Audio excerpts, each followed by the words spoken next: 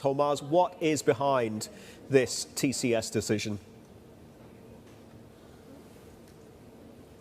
A big development coming in yesterday evening from India's largest IT services provider, TCS.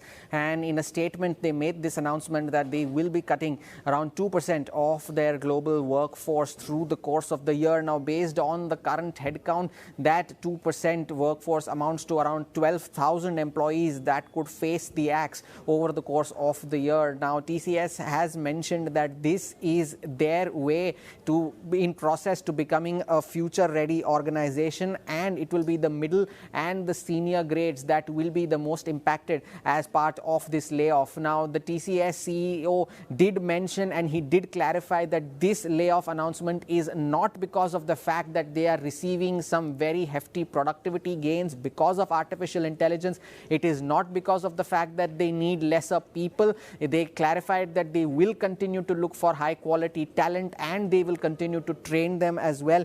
But this layoff is because of an inability to deploy some of the employees that they have been upskilling over the course of the year. And this has been a demand-skill mismatch that has caused this layoff decision that needs to be taken, which the TCS CEO has called one of the toughest decisions that he has taken. And this layoff is primarily due to the feasibility of the deploying of these employees that were upskilled. They could not deploy some of those employees based on the requirements that were available, and as a result of which they had to take this decision of the layoff. Now, over the last 2 years, Indian IT companies have seen a decline in their headcount after this massive hiring spree that had taken place during the COVID-19 pandemic. And if you take a look at the numbers, TCS itself has seen a headcount drop of close to around 2,000 employees, but some of the other companies, be it Infosys or Wipro, have seen a drop of over 12,000 to even 25,000 employees. So TCS will remain in focus. It will have an impact on the entire sector as well, and earnings too were on the weaker side among the other peers.